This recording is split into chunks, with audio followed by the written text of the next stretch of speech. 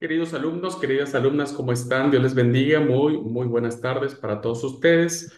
Bienvenidos y bienvenidas sean a nuestra clase de libros poéticos y sapienciales. Bueno, eh, hemos hecho una inmersión muy generalizada sobre el concepto de la sabiduría. Y hoy esta clase abordaremos un poco más de cómo la sabiduría ha ido evolucionando en un contacto, diríamos, universal, de la cual el sabio de Israel tiene contacto. Y también daremos algunas pinceladas, algún principio de lo que es la poesía en la concepción de la literatura israelita, ¿verdad? Que tiene que ver con estos libros maravillosos del Cantar de los Cantares, el libro de Lamentaciones, que son poesías hermosas, ¿verdad? Y que están también derramadas en otros textos, pero bueno, en específico estos, ¿ok?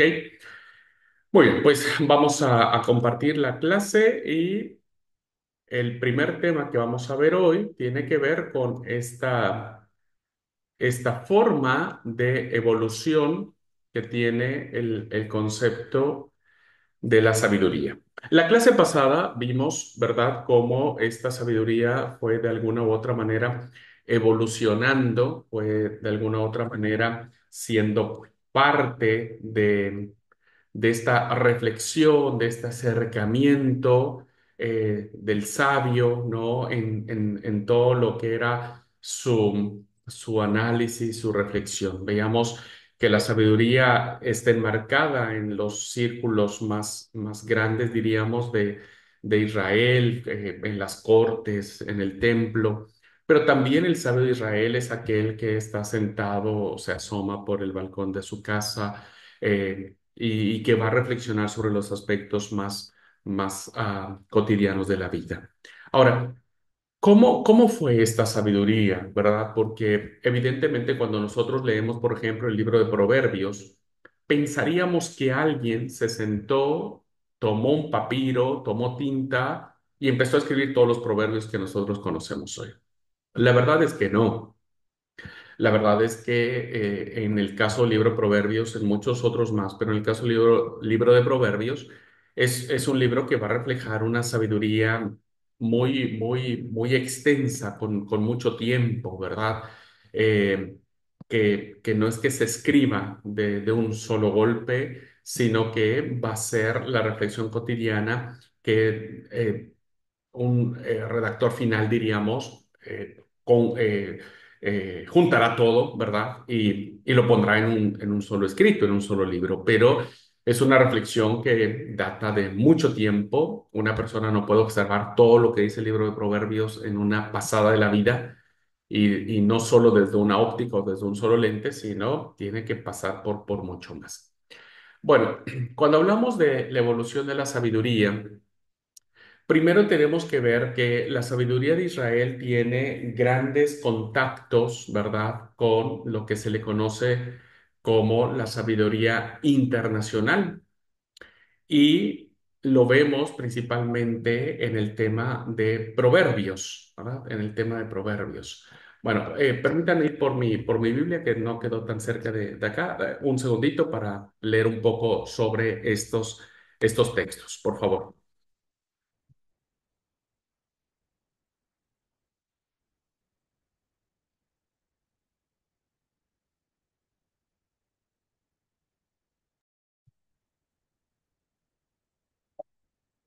Muy bien. Ya estamos acá. Bien, entonces cuando nosotros hablamos acerca de cómo la sabiduría fue evolucionando, debemos saber que la sabiduría de Israel va a tener y va a tener contacto, va a tener cierta incluso influencia, ¿no es cierto?, en relación a lo que le rodea. Y vamos a ver cómo esta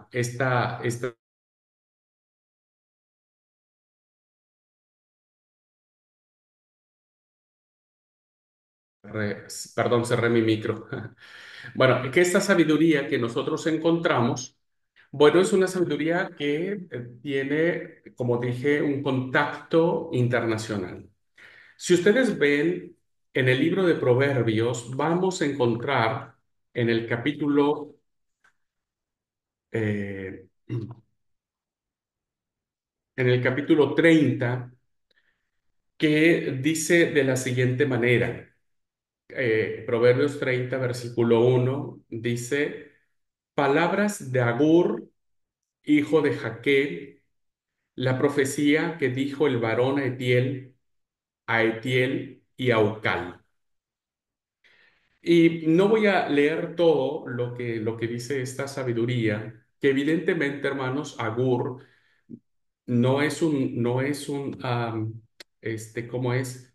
No es un sabio de Israel, ¿verdad? Es un sabio distinto al pueblo que lo convierte, diríamos, en cierto sentido en pagano, ¿no? Porque no pertenecía al pueblo de Israel. Pero vean cómo el sabio de Israel reconoce en estas palabras sabiduría, ¿no? Y solo voy a leer de esta parte de las palabras de Agur, que como digo, no es una sabiduría israelita, sino es una sabiduría de otros pueblos, ¿no? Representados en Agur. Dice, dos cosas te he demandado, no me las niegues antes que muera. Vanidad y palabra mentirosa, aparta de mí. No me des pobreza ni riqueza. Manténme del pan necesario. No sea que me sacie y te niegue y diga, ¿quién es Jehová? O que siendo pobre, hurte y blasfeme el nombre de mi Dios. Esta es una sabiduría interesantísima, ¿no? Es una sabiduría que viene en el sentido de no me dé riqueza como para que sea yo orgulloso, ¿no? Y teniéndolo todo, me olvide de ti, Señor. Tampoco me des pobreza porque voy a ser tentado a robar y blasfeme yo tu nombre o haga cosas que no tengo que hacer. Y este texto en lo particular a mí me ha marcado mucho, pero fíjense cómo esta sabiduría o este texto o esta reflexión no proviene de Israel, no proviene de Israel, viene de una sabiduría externa a Israel.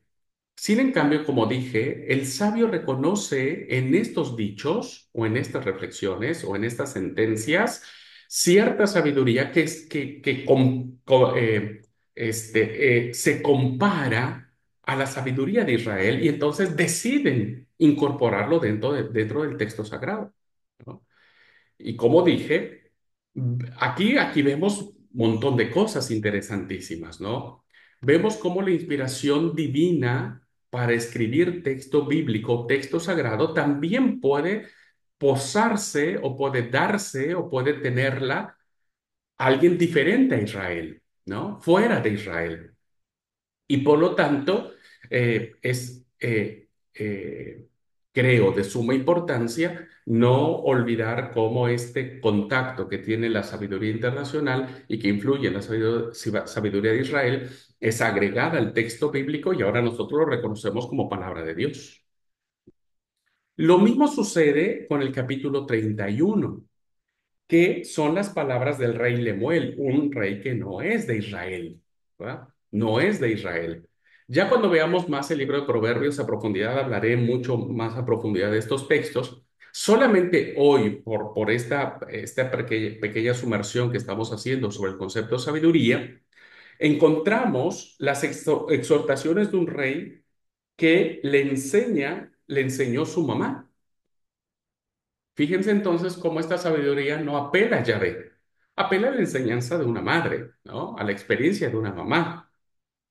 Y fíjense lo que dice, que tiene que ver mucho con los aspectos de los reyes, ¿no? Refleja mucho este estadio o este pensamiento o esta concepción o influencia que tiene que ver con los reyes, ¿no es cierto? Y los reyes, evidentemente, pues tienen su propio concepto. Dice, palabras del rey Lemuel, capítulo 31 de Proverbios, la profecía con la que le enseñó su mamá o su madre. ¿Qué le dice esto? Que, hijo mío, ¿Y qué hijo de mi vientre? ¿Y qué hijo de mis deseos? No des a las mujeres tu fuerza, ni tus caminos a los que destruyen a los reyes. No es de los reyes, oh Lemuel, no es de los reyes beber vino, ni de los príncipes la sidra. No sea que bebiendo olviden la ley y perviertan el derecho de todos los afligidos. Dad la sidra al desfallecido y el vino a los de amargado ánimo. Beban y olvídense de su necesidad y de su miseria no se acuerden más. Abre tu boca por el mundo en el juicio de todos los desvalidos. Abre tu boca, juzga con justicia y defiende la causa del pobre y del menesteroso. Vean claramente, hermanos, que aquí hay muchos, muchos principios de sabiduría basados en la experiencia, ¿no? Y cómo el tema que tiene que ver con la justicia y cómo el tema que tiene que ver con ¿cómo se llama? El pobre va a seguir siendo pobre, pero con un poco de vino va a olvidar, ¿no? Con un poco de alcohol en su mente se va a sentir contento, se va a sentir feliz. Entonces, eso antes de que como rey te embriagues y dictes leyes injustas. Esta es una sabiduría, hermanos, que no es propia de Israel, ¿verdad? Que no es propia de Israel. Sin embargo, porque no estamos hablando de personajes israelitas. Ya voy insisto, a hablar un poco más cuando veamos específicamente el libro de Proverbios, pero vean cómo esta sabiduría dialoga con la sabiduría de Israel y la sabiduría de Israel la acepta, la reconoce y la toma y la agrega y ahora para nosotros es texto sagrado. Bueno, entonces así fue evolucionando, así fue teniendo este contacto, este cierto diálogo, ¿verdad? Entre estas sabidurías. Posteriormente, en un segundo punto, vemos ya la sabiduría israelita desde sus orígenes, hablando desde la época de los jueces, donde encontramos una alegoría muy interesante hasta el siglo sexto. Y, por ejemplo, ustedes vean cómo en la época de los jueces, en el capítulo 9 del 8 al 15 hay hay un relato, ¿no es cierto?, que es una alegoría donde las cosas inanimadas, ¿verdad? Se convierten en personajes, se convierten en algo que habla, que tiene vida, ¿verdad? Entonces, en el capítulo 9 estamos viendo cómo Abimelech, hijo de Joroboam, este, eh, tiene a sus hermanos, habla con ellos y toda la familia en la casa del padre de su madre le dijo, eh, ¿qué os parece mejor? ¿Que gobiernen 70 hombres, que son todos los hijos de Jeroboam, o que los gobierne un solo hombre? Este era el problema que existía en ese tiempo. Y entonces, ¿verdad? Hay una alegoría, capítulo 7, versículo 7, perdón, del capítulo 9. Dice, cuando le dijeron a Jotam, fue y se puso en la cumbre del monte Gerizim, y alzando su voz les dijo, oídme varones de Siquén, y así os oiga Dios. Fueron una vez los árboles a elegir rey sobre sí, y dijeron al olivo, reina sobre nosotros. Mas el olivo respondió, he de dejar mi aceite en el cual en mí se honra a Dios y a los hombres para ir a ser grande sobre los árboles. Y dijeron los árboles a la higuera, anda, tú, reina sobre nosotros. Y respondió la higuera, he de dejar mi dulzura y mi buen fruto para ir a ser grande sobre los árboles. Dijeron luego los árboles a la vid, pues ven tú y reina sobre nosotros.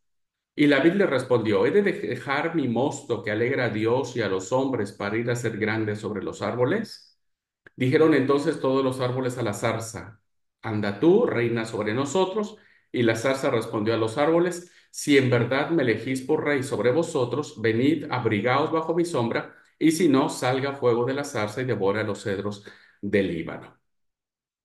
Y después viene la explicación de esta metáfora en donde, insisto, la sabiduría de Israel está personificada, ¿verdad? Hay un diálogo entre seres inanimados, diríamos, en este caso los árboles, la vid, la higuera, la zarza, que hablan, ¿no? Como que tienen vida. Pero evidentemente este recurso literario que está usando el autor, pues tiene que ver con una lección, con una reflexión, con una comparación, y que evidentemente Israel terminaba siendo gobernado por una zarza que no valía nada, ¿no? No valía nada. Sin embargo, era lo que había.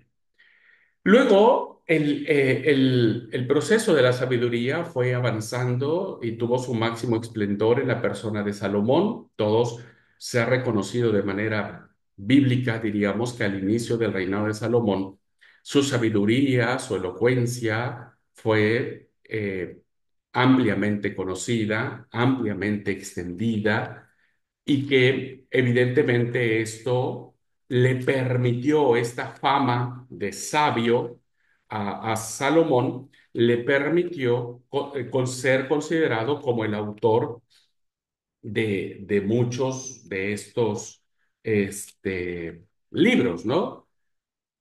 Se ha dicho que, dice el capítulo 4 del versículo, capítulo 4 versículo ah, 29 y 30 del primer libro de los Reyes, para que veamos el testimonio de esto.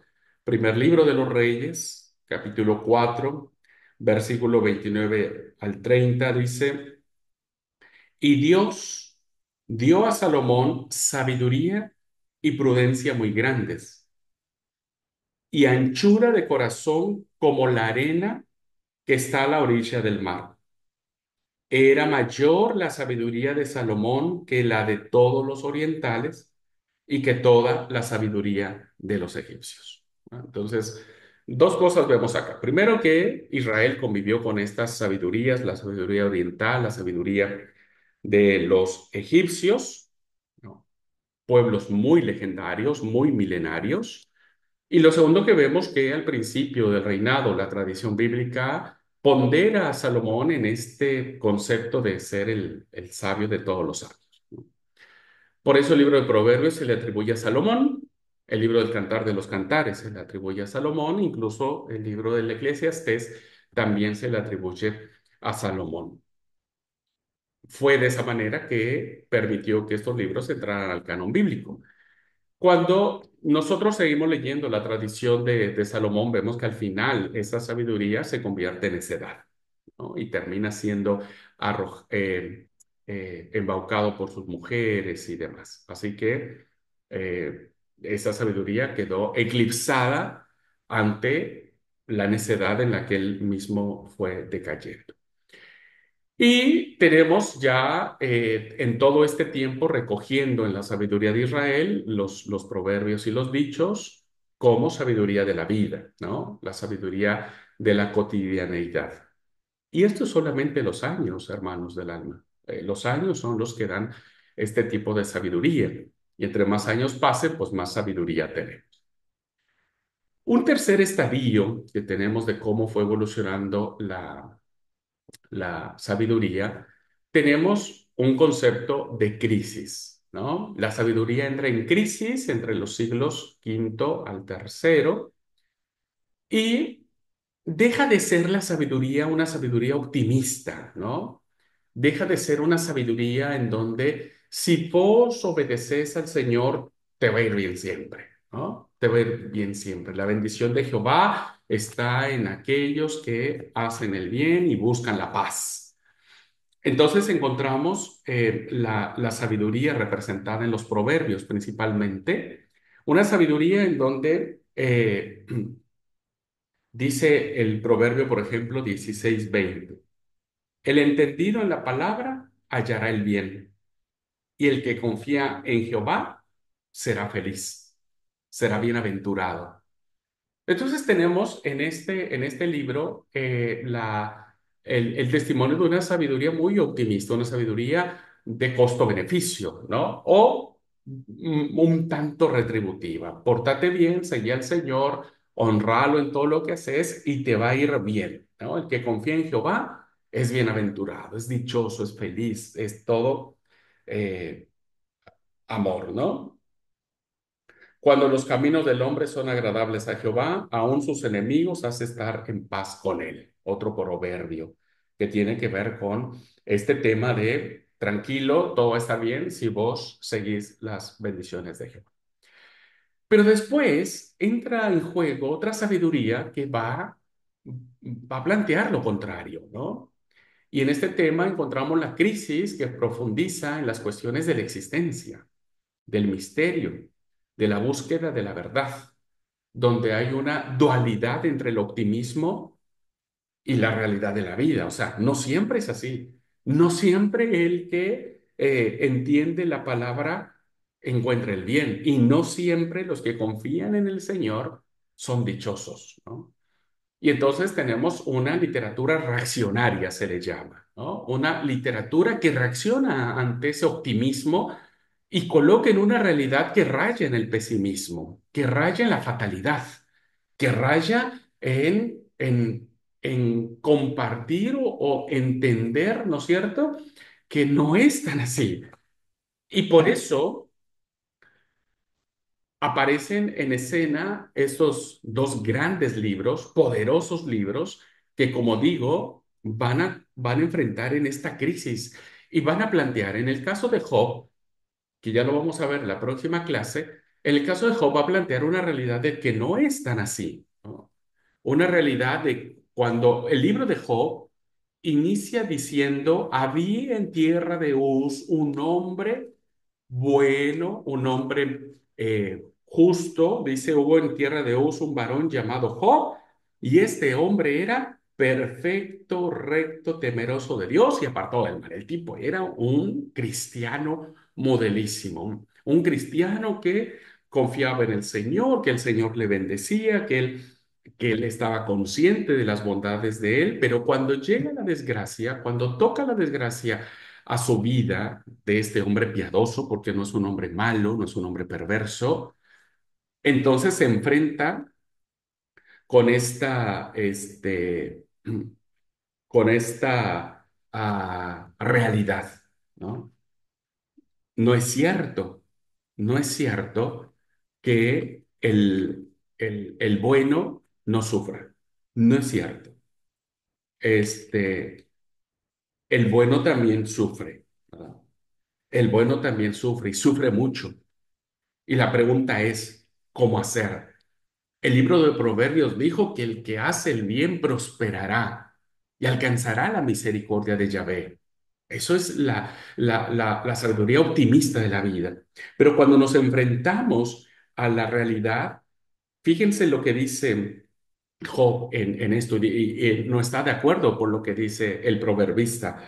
El capítulo 21 de Job, ¿verdad? Va a plantear una disputa o un reclamo muy justo con Dios, de decirle, para un poco, a ver, los justos sufrimos, me quedé sin nada, sin animales, sin criados, sin hijos, sin esposa, sin salud, todo me has quitado. Pero ¿y qué con los impíos?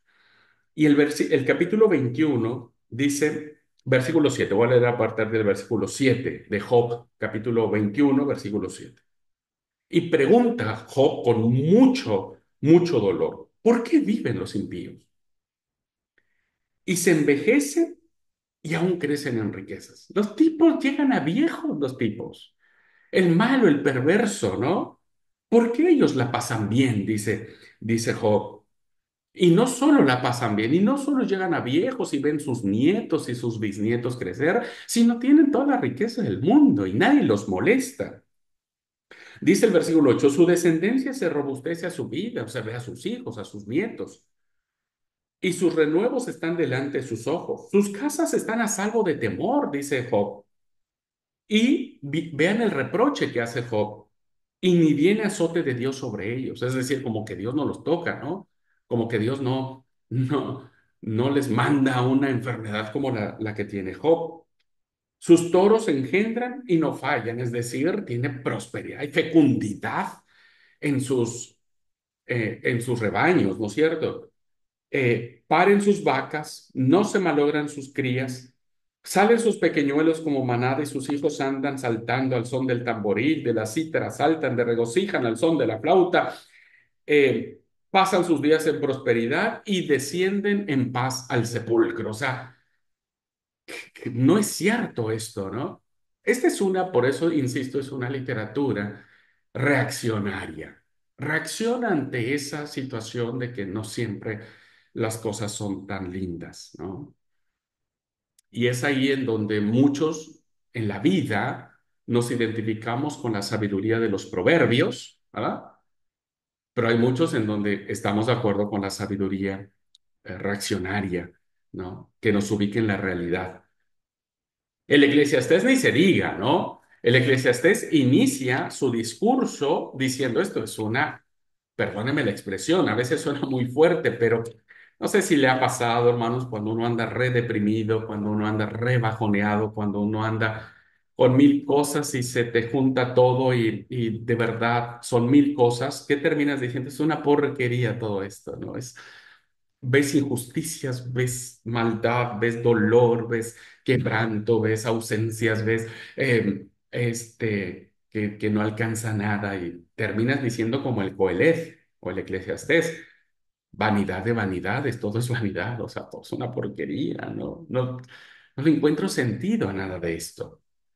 Entonces, fíjense ante una sabiduría muy, muy linda, ¿no es cierto? Como, insisto, lo plantea el libro de los Proverbios, el mismo libro de los Salmos, ¿no es cierto? El que habita bajo el abrigo del Altísimo morará bajo la sombra del Omnipotente y diré yo a Jehová, esperanza mía, castillo mío, mi Dios, ¿en quién confiaré? ¿Verdad?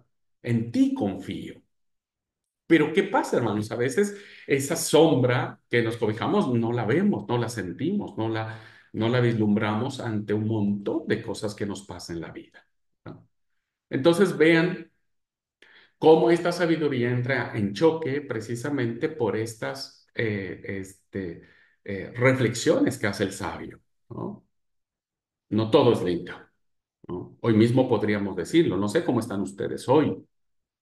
Puede que estén pasando por un montón de pruebas, un montón de crisis y que ya no sepan para dónde ir, ¿no? Y se identifiquen más como Job y le pregunten a Dios, Dios, a ver, para un poco, yo trato de hacer bien, soy consagrado, voy a la iglesia, soy cristiano, que trato de portarme bien y mira, me está yendo re mal, no tengo trabajo, no me alcanza, tenemos un montón de deudas, tengo enfermedad, hay un diagnóstico médico que es muy malo, en fin.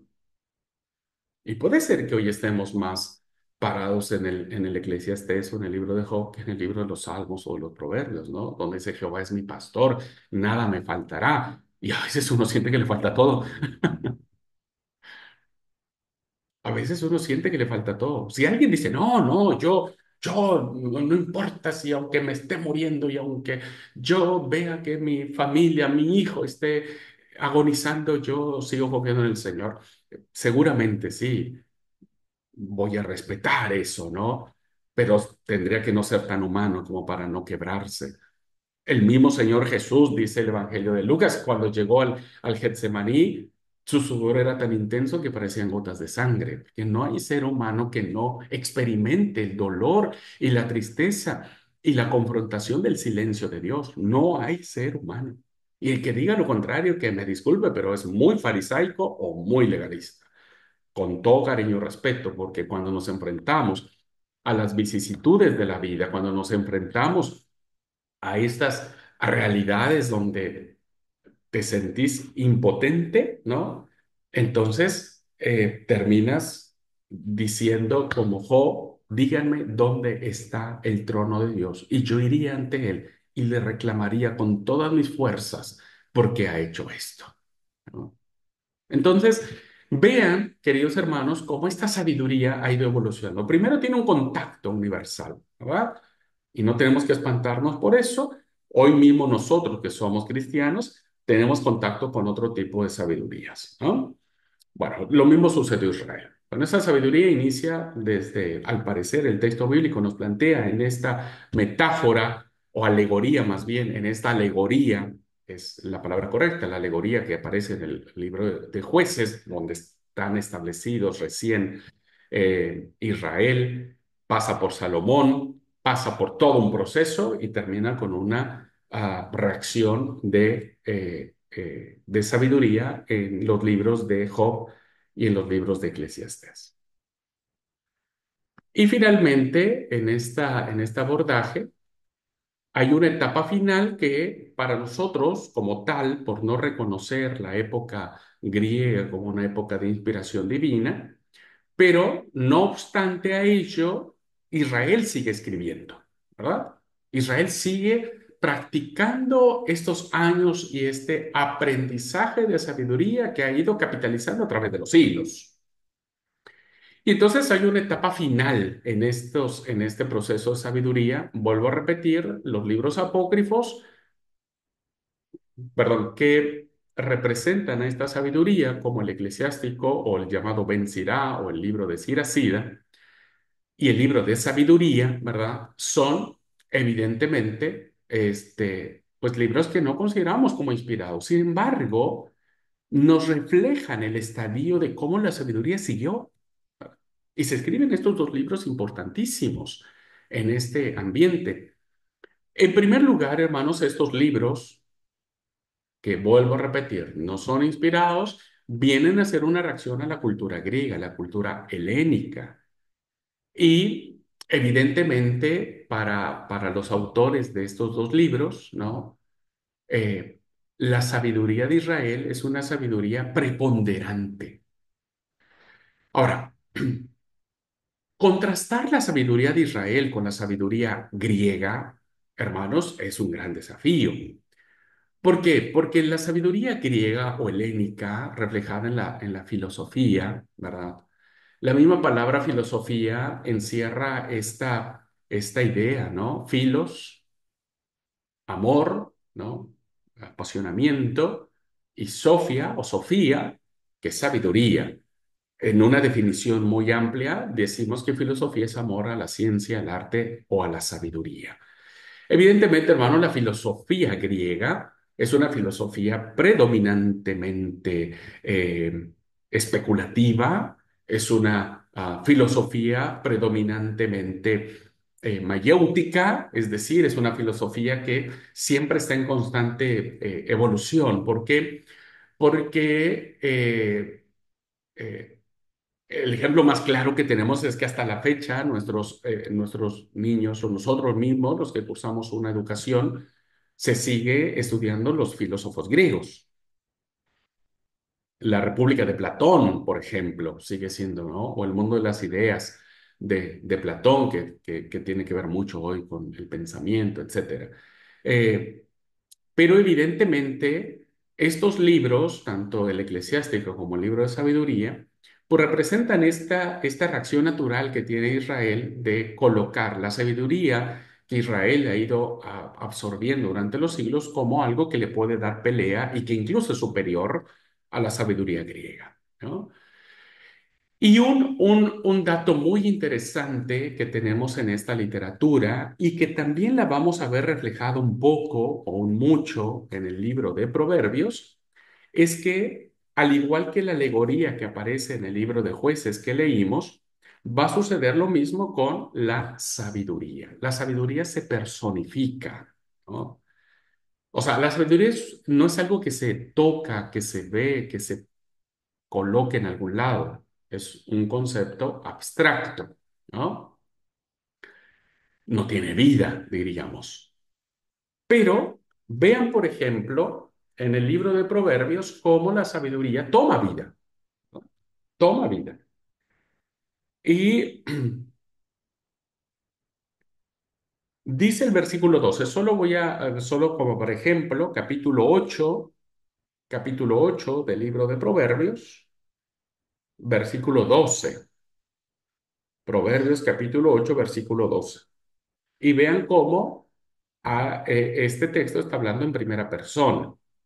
Dice, yo, la sabiduría, habito con la cordura y hallo la ciencia de los consejos.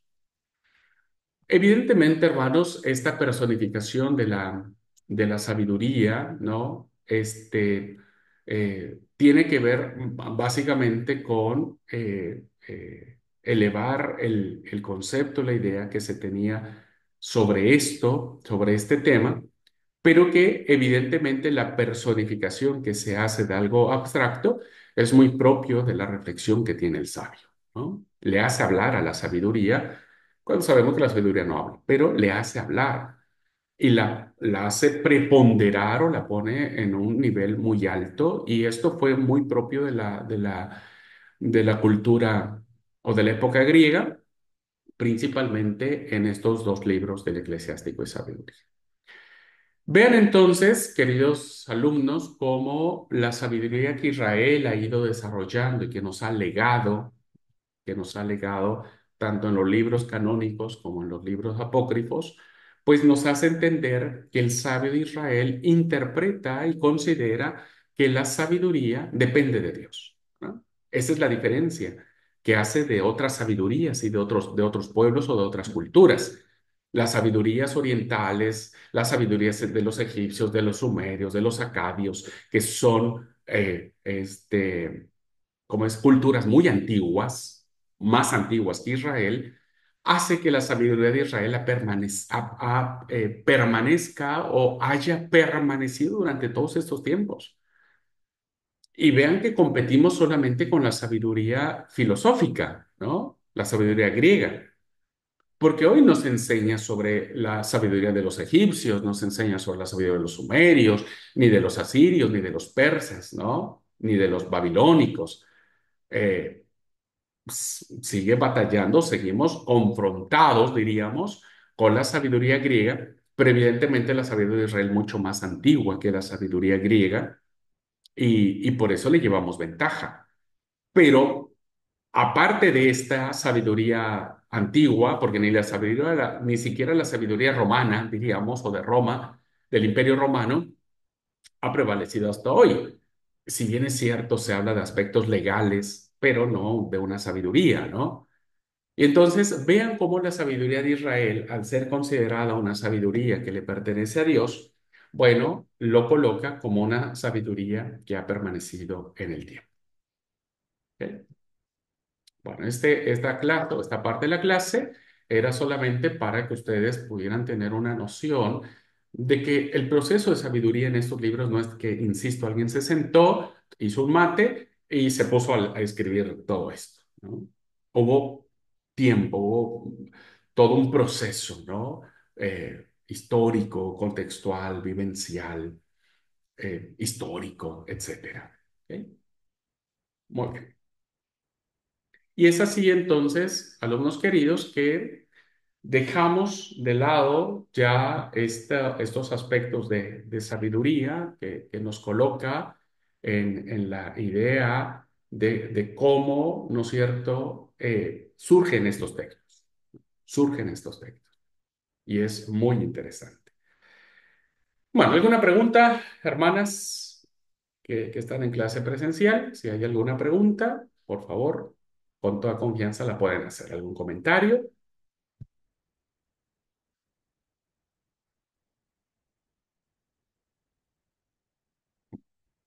Si vamos bien. Buenas tardes, Hola, Tati. ¿cómo están? Bien. Sí, vamos bien, vamos bien. Yo tendría que ver el principio de la clase para entender un poquito más del texto, pero sí, Ok, vamos bien. ok, Tati. Ok, ok, no te preocupes. Sí. Solamente como a forma de resumen, digamos, en estas clases hemos visto cómo el fenómeno sapiencial eh, se ve reflejado en estos textos que estamos estudiando. Textos, ¿no es cierto?, que nos hablan de una sabiduría que dialoga con otras sabidurías, una sabiduría no solamente que se forja en las cortes imperiales, sino también en las plazoletas o en las ferias francas o en los mercados o en la familia o en la casa o con los amigos. Y cómo esta sabiduría, ¿no es cierto?, es producto de siglos de reflexión que ha tenido la literatura israelita, ¿no? Y que eso es un legado que ahora nosotros tenemos como algo bueno, diríamos, como algo que ha permanecido en el tiempo. Y que ya cuando veamos libro por libro, nos vamos a dar cuenta cómo se refleja eso, ¿verdad? Se refleja eso y es muy lindo, digo yo, es muy lindo. Bueno, si no tienen alguna pregunta, voy a compartir ahora una pequeña reflexión y que tiene que ver con la poesía, ¿no? Ahora, dejemos de un lado la sapiencia, esta reflexión, esto, y vayamos a lo más interno, ¿no? A las emociones, a la voluntad, aquellas cosas que hacen del ser humano lo que es, ¿no? Nosotros no somos robots, no somos personas autómatas que nos programen, ¿no es cierto? Y que caminemos por la vida como querramos, sino somos personas, ¿verdad? Que tenemos sentimientos, emociones, sensaciones, eh, que se transmiten de muchas maneras, ¿no? Que se transmiten de muchas maneras. Ya sea a través de una poesía, de una canción, dígame quién no es romántico, a quien no, qué mujer no se enternece si el marido llega con un ramo de flores, ¿no? Una caja de bombones y unos $100.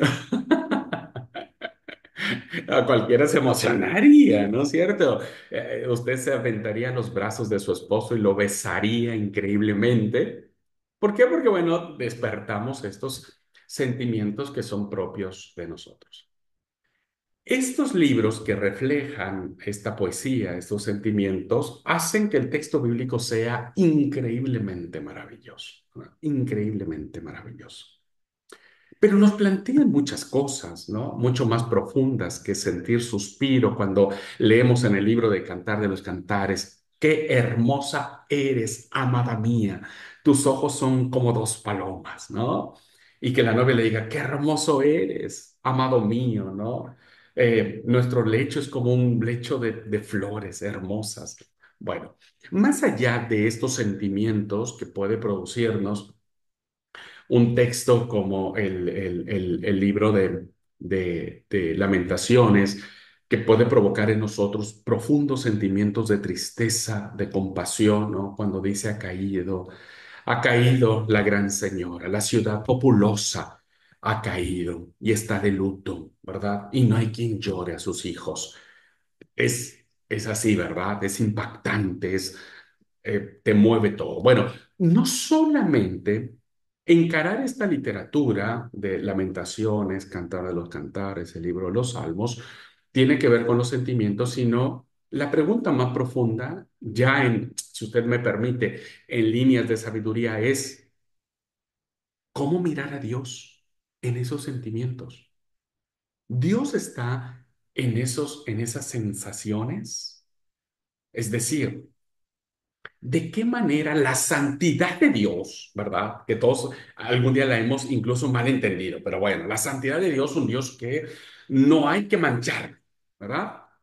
Que no hay que tocarlo, porque así sucedió en la historia de Israel, ¿no? Si alguien quería ofrecer un sacrificio ante Yahvé, pero había tocado un muerto, o la mujer estaba menstruando, o se había cortado la barba, o no había, perdóneme, pero era así, la gente iba de cuerpo, ¿no es cierto? Y tenía que ir de cuerpo fuera del campamento y sí o sí tendría que echarle cal para que eso no se infectara, ¿no es cierto? Bueno, hermanos, para quienes estén viendo la clase y no sepan qué es ir de cuerpo, porque en otros países no se entiende, bueno, ir al baño, ¿verdad? Ir al baño, hacer nuestras necesidades físicas. Bueno, todo eso representaba santidad a Yahvé, ¿verdad? No hagas nada que sea impuro, que haga que como que toques a Dios y lo manches, ¿no? Y lo hagas impuro porque Dios es 3 veces santo. Y el libro del Levítico nos dice, santidad a Jehová. Y así fuimos enseñados todos nosotros, ¿no? Todos nosotros, incluso que cuando entramos al templo, no hay que reírnos, o sonreír al menos, ¿no? Hay que estar en silencio, como en reverencia, como que no se te tiene que mover un pelo, como que nadie tiene que gritar, como que los niños tienen que estar sentaditos como si fueran estatuas, no debe haber emociones, no hay aplausos en el templo, no hay gritos de júbilo en el templo, etcétera. Entonces, ¿por qué? Porque eso puede molestar a Dios. Ese es el problema que tuvo o que tiene esta literatura, ¿no?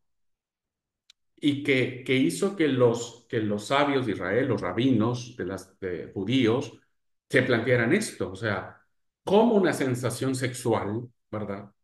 Erótica, profundamente sensitiva, como lo es el libro del Cantar de los Cantares, puede estar Dios allí. Cuando ustedes recuerden, por ejemplo, que el sexo en muchas culturas, y la de cultura de Israel no es la excepción, era un tabú y era incluso pues un pecado. Se veían las relaciones sexuales no como un placer, ¿no? No como sentir gozo, sino solamente como para procrear, para tener más hijos. Y la única manera de tener hijos es teniendo relaciones sexuales. Pero evidentemente se consideraba la relación sexual como algo malo, sucio, etcétera. ¿Dios está allí? Esa era la pregunta, ¿no? Que sigue siendo una pregunta muy importante para muchos hermanos hoy. Hoy muchos hermanos no disfrutan su sexualidad porque fueron enseñados con eso, ¿no? El sexo es malo, es pecado. Entonces, hay que hacerlo solamente como para, tener hijos, ¿no? He ministrado parejas y a mujeres que no se les permitió tener una sensación de placer, porque sentir una sensación de placer era pecado y el marido la veía con ojos grandotes, así como diciendo, vos, ¿por qué estás sintiendo placer si no debes sentir placer? Y entonces, hermanos, esta literatura viene a poner en el centro de la discusión cómo Dios puede estar allí en medio de la tragedia, por ejemplo, ¿no? En medio de Jerusalén destruida, arrasada, quemada. Imagínense la escena, las casas incendiadas, el templo, el maravilloso templo de Yahvé, que era un símbolo interesantísimo y hermoso que hizo, ahora está en ruinas. Es como si usted algún día llegara, se fuera de vacaciones y llegara a su casa y la viera incendiándose y al final queda en ruinas. O sea, ¿qué iba usted a sentir? Todos nos largaríamos a llorar, todos nos sentiríamos mal. Dios está allí, Dios está en esas sensaciones de duelo, de dolor, de oración, de canción, de poesía. Y la respuesta es sí. Esta literatura, ¿verdad? Poética nos dice que sí. Y bendecimos a Dios por ello. Porque todas estas emociones y sensaciones que nosotros tenemos han sido creadas y diseñadas por Dios. Entonces, el hecho de que esta literatura tenga representantes, o más bien, que este tipo de sensaciones tenga representantes en la literatura bíblica a través de estos libros, pues la verdad, hermanos, que damos gloria a Dios por ello, ¿no? Damos gloria a Dios por ello y que evidentemente nos plantea que Dios sí está, claro que está. Dios está en nuestras relaciones sexuales que tenemos con nuestro esposo, con nuestra esposa, ¿verdad? Y nos dice, como dice el coro del libro del Cantar, beban y disfruten, amigos míos. Un segundo, por favor.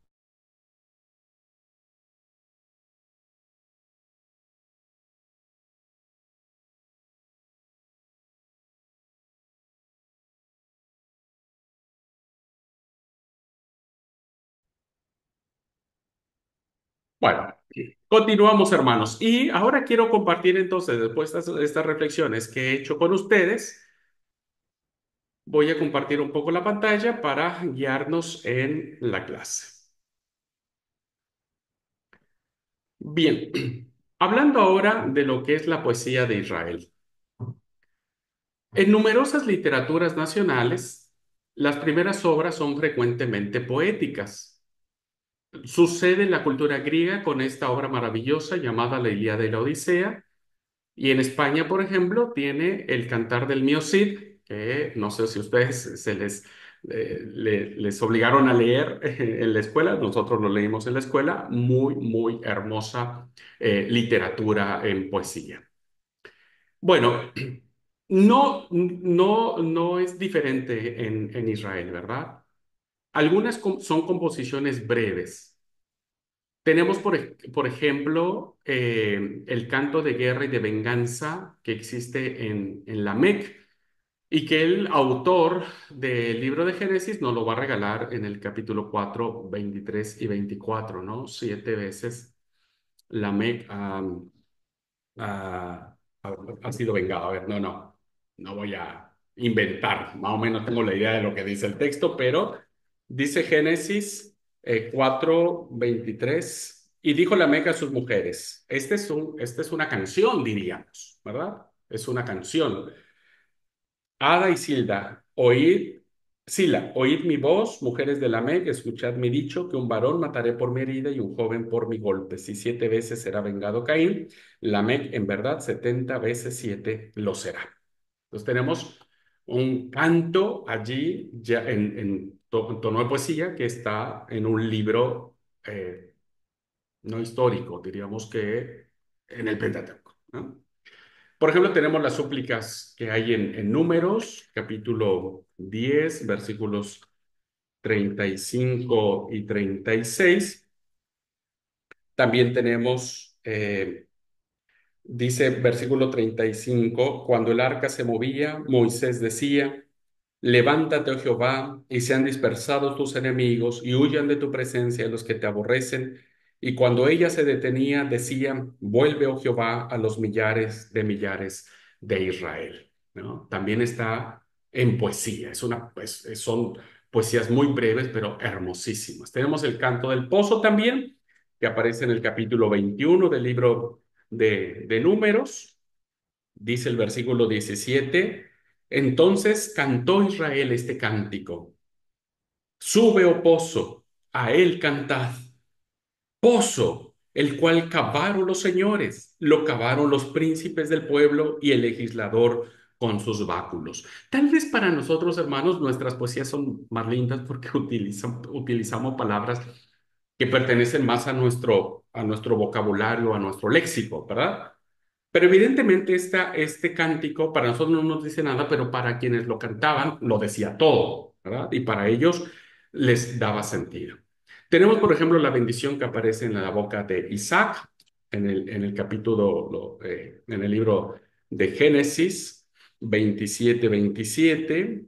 Y Jacob se acercó y le besó y olió Isaac el olor de sus vestidos y lo bendijo diciendo, hay una poesía aquí de bendición, ¿no? Entonces hay que leerlo como poesía. Mira el olor de mi hijo, como el olor del campo que Jehová ha bendecido.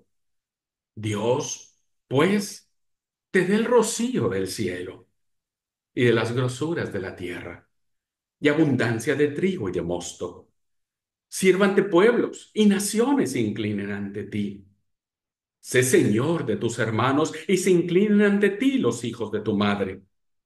Malditos, malditos los que te maldijeren y benditos, benditos sean los que te bendijeren.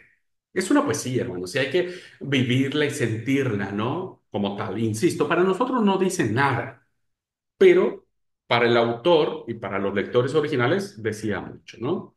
Y por ejemplo, tenemos también el campo de los trovadores de Hesbón, que aparece en esta literatura de la Torá, capítulo 21, versículo del 27 al 30, que también tenemos ahí un proverbio, ¿no? Por tanto, dicen los proverbistas, venid Esbón, etcétera, etcétera. Luego tenemos otras composiciones que son mucho más amplias, ¿no? El gran problema es datarlas, es decir, cuándo se escribieron estas poesías y decidir cuáles pertenecen a los tiempos más antiguos, es decir, cuál de todas esas poesías es la mejor. La solución no es fácil, los autores difieren mucho en decir esta poesía, por ejemplo, el canto de Débora, ¿verdad? Que aparece en el libro de Jueces, dicen que es el canto más antiguo, ¿no? Que se escribió. Por ejemplo, el capítulo 3 de Habacuc, que es un capítulo hermosísimo, recuerden que los profetas, sus oráculos, los escribían en torno de poesía. Algunos autores, como Albert, Brain y otros de finales del siglo anterior a él, perdón, decían estos autores, Albrecht y Brain, que fue compuesto a finales del siglo X o antes de él. pero otros lo sitúan, por ejemplo, en el siglo cuarto. Entonces, no hay una forma. Solo lo que quiero decir en esta diapositiva es que evidentemente la poesía de Israel fue una poesía que también, al igual que la sabiduría, fue evolucionando, ¿verdad? Y fue la mejor forma. No solamente tenemos poesía, insisto, en cantares o en lamentaciones o en salmos, sino también va desarrollada en otras partes. Bueno, quizás el único caso, como dije, en el que podemos hablar de unanimidad entre los eruditos respecto de cuándo fue escrito es el del canto de Débora que aparece en el capítulo 5 de Jueces, que prácticamente todos los autores relacionan estrechamente con los sucesos que narra. Es decir, muchos autores dicen, hermanos, que primero se compuso el canto, ¿verdad? El canto de Débora, un canto hermosísimo. Y después se escribió la narración, diríamos, ¿no?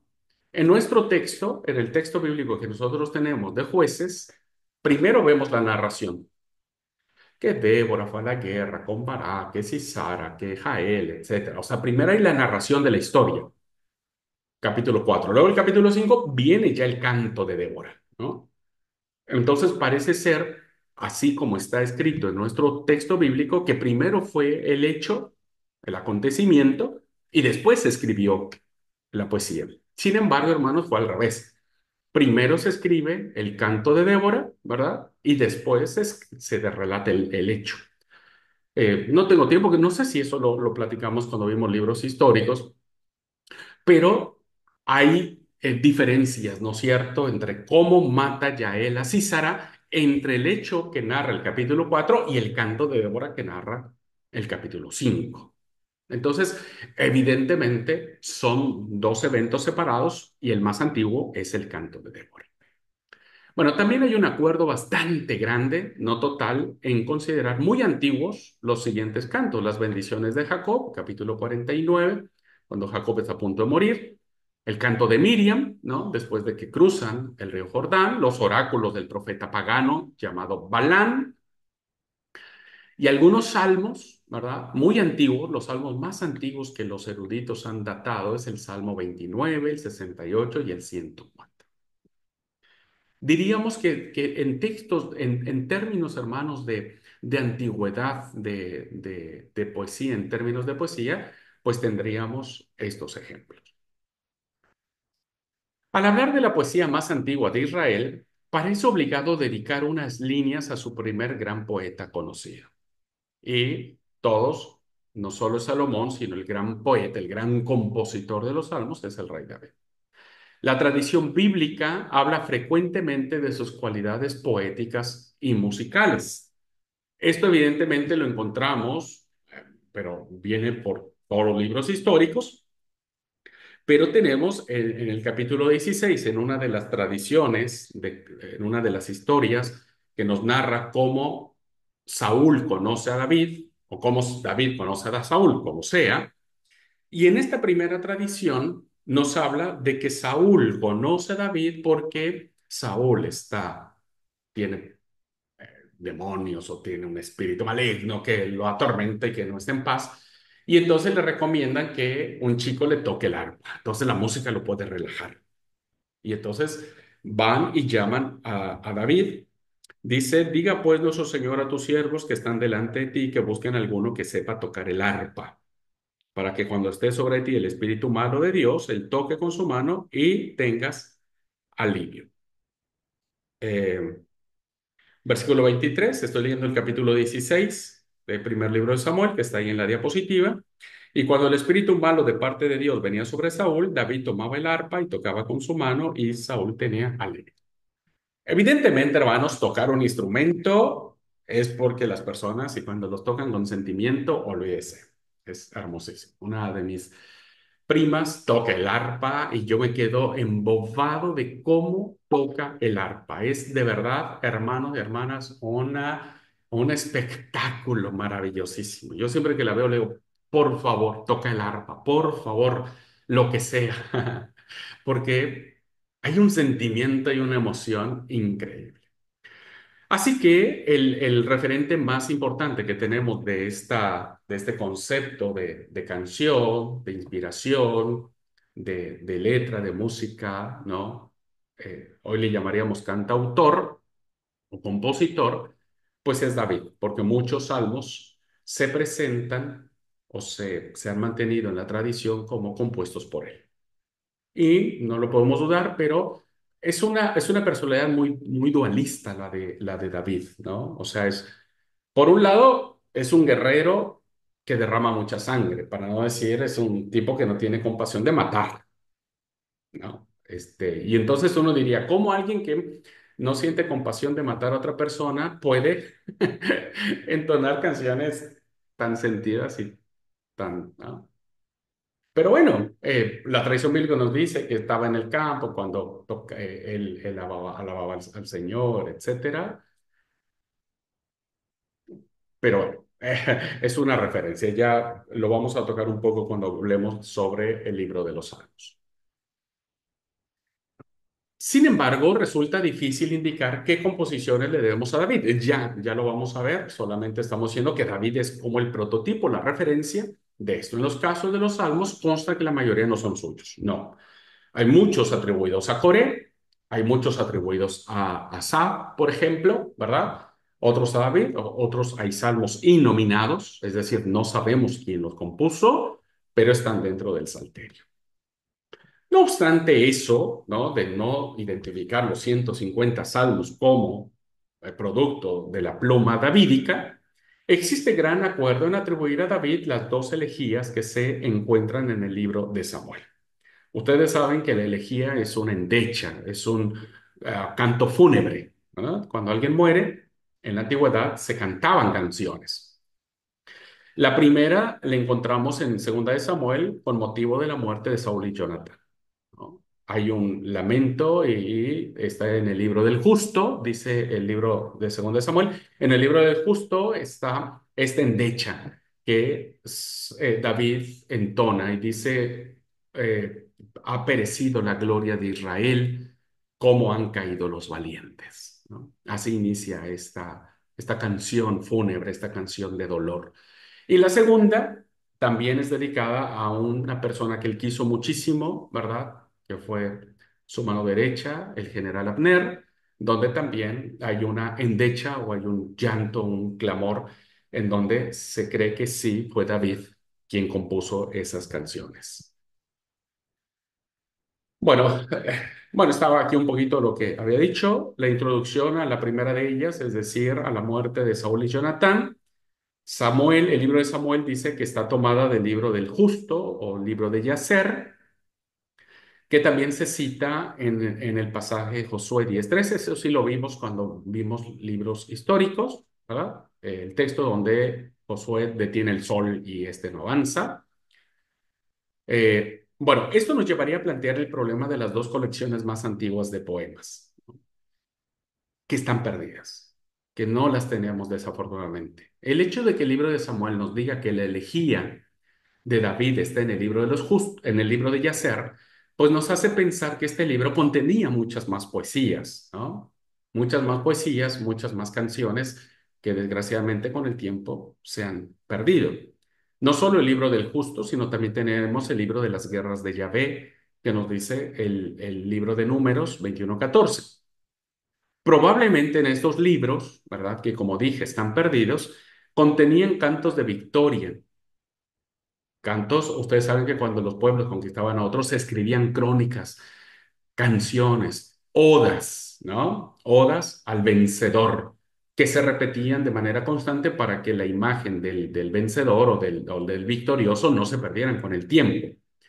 Había elegías, como dije, canciones fúnebres y composiciones referentes a lo que es el culto y la religión, tal y como nosotros lo vemos en el libro de los Salmos, ¿verdad? El libro de los Salmos nos habla mucho acerca de esto. Cuán hermosas son tus moradas, oh Jehová de los ejércitos. Mi alma desea ardientemente estar dentro de los atrios de Jehová. Vean los polluelos donde hacen sus nidos en el templo de Yahvé, ¿no?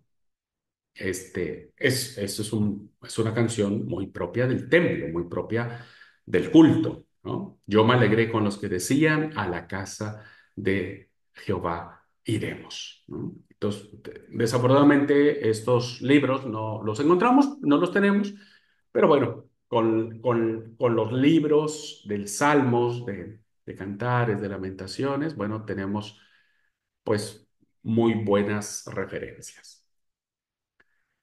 Bueno, le aconsejo para que usted tenga un acercamiento, le aconsejo que lea los versos finales del canto de Débora, ¿no? Lea el canto de Débora, es hermosísimo, donde se contraponen espléndidamente dos escenas. Y esto es maravilloso de la poesía. Ustedes saben que la poesía tiene la capacidad de transformar, ¿no? Las realidades. Por un lado, el canto habla de cómo fue asesinado Císara, ¿no? Y por otro lado, salta de la escena sangrienta de cómo fue asesinado Císara hasta el lugar en el Palacio Real donde su mamá lo está esperando, ¿no? Su mamá está angustiada y está ahí esperando, mirando por la ventana de su alcoba y diciendo, mi hijo ya no tarda en llegar, cuando sabe que su hijo no va a volver jamás, ¿no? Ha sido asesinado. Entonces es increíble cómo se contraponen estas escenas, ¿no? De zozobra, de espera, eh, y que bueno, se relacionan mucho con la sabiduría, ¿no? Mucho con la sabiduría. Así que le aconsejo que lea por favor el canto de Débora. Y luego imagine, haga un ejercicio para que usted despierte su sentido poético, su sentido inspiracional. Le pido que haga un ejercicio. Imagina un día de tormenta, ¿no? Estas tormentas que se han levantado en nuestras ciudades, con truenos repitiéndose uno tras de otro y que te estremecen y te hacen temblar, el viento azotando los árboles, los rayos cruzando el cielo. Y una vez que usted imagine eso, o cuando esté una tormenta de esa naturaleza, ¿verdad? En su ciudad, lea el Salmo 29. Lee el Salmo 29 y se va a dar cuenta, hermanos, cómo hay una relación maravillosísima entre esto, ¿no? Dice el Salmo 29, tributad a Jehová, oh hijos de los poderosos, dad a Jehová la gloria y el poder, dad a Jehová la gloria debida a su nombre, adorad a Jehová en la hermosura de la santidad. Voz de Jehová sobre las aguas. O sea, usted lea este salmo cuando esté el trueno y lea este pasaje. Voz de Jehová sobre las aguas. Truena el Dios de gloria. Truena. Esos truenos que te estremecen. Jehová sobre las muchas aguas. Voz de Jehová con potencia. Voz de Jehová con alegría. Con gloria, perdón. Voz de Jehová que quebranta los cedros. Quebrantó Jehová los cedros del Líbano, los hizo saltar como becerros al Líbano, al Sirón como los hijos de búfalos, ¿no? Ese viento que mueve todo, las chapas de la casa que parece que va a levantar la casa. Voz de Jehová que derrama llamas de fuego. Voz de Jehová que hace temblar el desierto. Hace temblar Jehová el desierto de Cádiz. Voz de Jehová que desgaja las encinas, desnuda los bosques. En su templo todo proclama su gloria. Jehová preside en el diluvio y se sienta Jehová como rey para siempre. Jehová dará poder a su pueblo. Jehová bendecirá a su pueblo en paz. ¿No? ¡Wow! ¡Qué maravilloso! Es increíble. Imaginárnoslo ya genera cosas hermosas, ¿no? Y cantarlo, recitarlo con esta fuerza, con esta impronta, con este sentimiento, hace que el texto bíblico y la experiencia de sentir la voz de Jehová sea real, ¿no? Pertenezca a nuestras vidas. Así que bueno, tómelo como ejemplo, ¿no? Y como ejercicios y va a ver cómo usted irá desarrollando y despertando esa persona que tiene que leer esta literatura a la luz de su propia voz poética. ¿Ok? Bueno, es así entonces, queridos hermanos y hermanas, como hemos hecho este acercamiento a estos dos conceptos que nos maneja esta literatura, la sapiencia y la poesía, ¿verdad? Sapiencia y poesía, sabiduría, reflexión, estar quietos, mirar. capitalizar las experiencias que tienes, ¿no? Por un lado tenemos proverbios diciendo, al justo le va bien porque Jehová lo bendice. Pero también tenemos la otra literatura que dice, no siempre al justo le va bien, ¿no? Y se enfrenta con la realidad de la muerte, del sufrimiento, de la ausencia. Pero por el otro lado tenemos esta poesía, ¿no? Que despierta, insisto, en nosotros los deseos más vehementes de emoción, de gratitud, de alegría, de sensaciones, de emociones, de un montón de cosas que hace que la vivencia de nuestro encuentro con el Todopoderoso sea real, ¿verdad? Y no nos convirtamos en solo lectores aburridos, digo yo, lectores aburridos, sin chiste, sin emociones, dejemos de ser autómatas, ¿no? Y nos convirtamos en hombres y mujeres que sentimos, que expresamos y que experimentamos. ¿Ok? Muy bien, pues alguna pregunta hasta aquí, hermanos, alguna duda, algo que quieran compartir. Yo haría una pregunta y muy general, ¿no es cierto? ¿Cuándo fue la última vez que usted se emocionó al leer o al escuchar un texto poético, ¿no? ¿Cuándo fue la última vez que sintió esto, ¿no? Que como el ejercicio que les di del Salmo 21, ¿no? Difícilmente. Así que los llevo a esta reflexión. Siéntanlo, vívanlo, ¿verdad? Vívanlo. Por eso siempre se recomienda que cuando alguien esté en profundo dolor, lea la palabra, ¿no? Lea la palabra. Por eso cuando veamos el libro de Lamentaciones, se van a dar cuenta que el libro de Lamentaciones no solamente es un poema de duelo, de dolor, de desesperanza, sino es un poema de consuelo, de mucho consuelo. Entonces, por eso, cuando alguien está pasando por un momento difícil, tiene que leer la palabra, pero si no le enseñamos, no nos enseñamos a nosotros a leerla de manera correcta, pues va a ser como una lectura ahí, ¿no? Pero si le empezamos a sentir, cobra sentido. Mariana, la querida, adelante. Sí, bueno, quería compartir una experiencia que tuvimos la semana pasada. Estamos teniendo una célula familiar con una pareja joven y, y bueno, están compartiendo la lectura de la palabra. Dice, nunca leyó la palabra ella. Él sí, y, sus papás son cristianos, pero... Y tocaba leer el Salmo 140 y él lo empezó a leer ella y se emocionó. Dice, este es Dios, porque relata ahí todo lo que creó, ¿no? Y yo nunca me emocioné con ese salmo, digo, pero ella que está conociendo a Dios, ¿no? Le impactó tanto, se emocionó muchísimo, decía, wow, ay, esto es todo lo que creó Dios y cómo lo creó, ¿no? Y yo digo, bueno, cuando la palabra es nueva, es como que se disfruta y como que llega más al corazón. Uno que la tiene todos los días por ahí no la valora con realmente con el valor que hay que tenerla, ¿no? Nada más eso quería compartir. Pero Marianela, querida, muchas gracias. Digo, aparte de que confirmamos que el texto cuando se vive, ¿no? De verdad te hace ver la vida o la realidad de Dios de otra manera. Eso está recomprobado, no solo con la experiencia de estos chicos, sino a través de los siglos, ¿no? Pero también nos despierta esta gran realidad que tenemos los cristianos, que como bien dijiste, pues como la hemos leído, como la versión que tenemos, que es Reina Valera, no nos permite apreciar ese espacio, ¿no es cierto? Y como en los púlpitos siempre el predicador siempre predicaba de una misma manera, ¿no? Este, y cuando leía la Biblia, pues la leía con el mismo tono de voz, pues le perdemos esta sensación, ¿no? Y yo como les digo, ojalá Dios nos conceda a cada uno de nosotros volver a rescatar esta emoción, este sentimiento, esto interesante. Yo sé que no nos vamos a poner a llorar cuando leamos el censo que hay en el libro de números, ¿no? Nadie se va a poner a llorar por leer que el hijo del hijo del hijo. Obvio que no. Pero, pero leer un salmo, ¿no?